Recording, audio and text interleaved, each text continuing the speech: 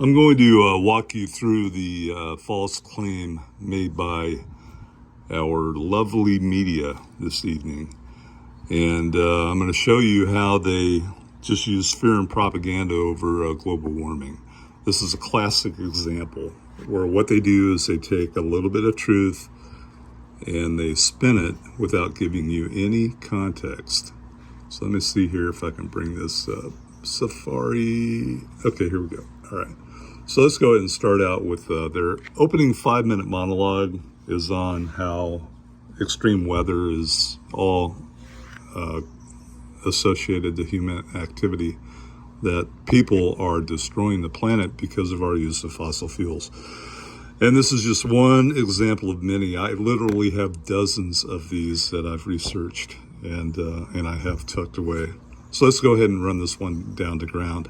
So they are in a panic that off the Florida coast, water temperature was recorded above 100 degrees. And they give you the impression that our oceans are going to boil off because of human activity. So let's go ahead and chase this and take it to ground here. This is off the NBC News website. Like a hot tub, water temperatures off Florida soar over 100 degrees, stunning experts.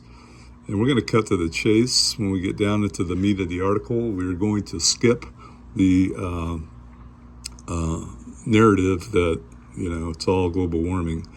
And we're going to focus on the buoy that recorded that temperature. So when you click this right here, this is Manatee Bay. This gentleman posted a tweet and he screenshotted the National Data Buoy Center webpage, which is a NOAA website, .gov, of the temperature in question. It achieved that on the 24th of July at 1800 hours. And he annotated in red a world record water temperature, ?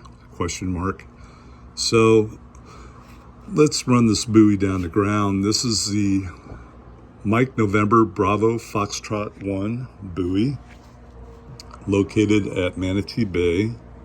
When we go to the National Data Buoy Center, NOAA.gov, we can look up the historical data. The interesting thing about these buoys, it will tell you how long they've been in service by location. And if you look these up, it'll give you a GPS coordinate. It's really pretty cool. A lot of buoys. So we're going to scroll down and find our buoy in question. And let's get to the mic areas here. I don't want to go too fast. When I do that, it takes me all the way to the bottom, and then I have to scroll all the way back up again. So let's just walk through. But anyway, interesting thing on buoys is they record a temperature at 5 feet below the surface. And they register that temperature anywhere from an hour to every few minutes, depending on what the setting is. So we're going to Mike November Foxtrot Bravo 1. Did I pass it? Okay, there it is, right there. Mike November Bravo Foxtrot 1 is a buoy that has only been in the water for the past 3 years. It began recording temperature, I believe, in April of 2020, every hour. Now, when you go through those years, you can bring up the months of June and July. It's just a long data set, so you have to do a lot of scrolling. But when you get down to June and July, you will see in those past years that the temperature has exceeded 35 degrees Celsius, which is over 95 degrees Fahrenheit. So it is in a warmer area of water because the surrounding buoys on that map, let me show you the map here. Okay, when you look at the page, those yellow diamonds show the location of the buoys. And this particular one is highlighted, Manatee Bay, and it has nearby buoys as well. What we do not know by looking at this data is what the depth of that buoy is. So depth certainly has a role in temperature. So that tells me this is in a shallower area.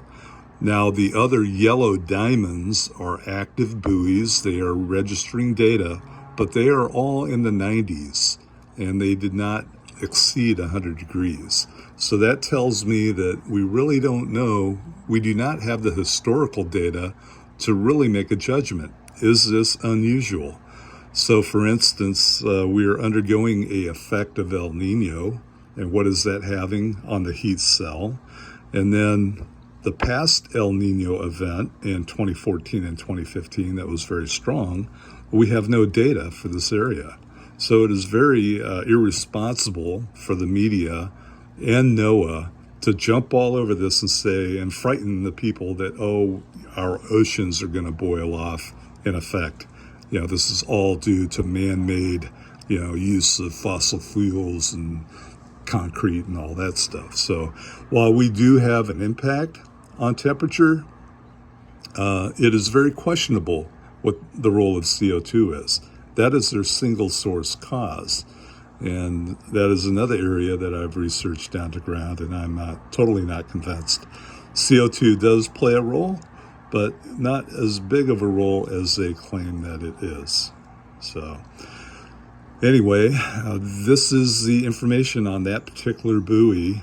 And again, they are using fear and propaganda. They have no historical record to base their claim on.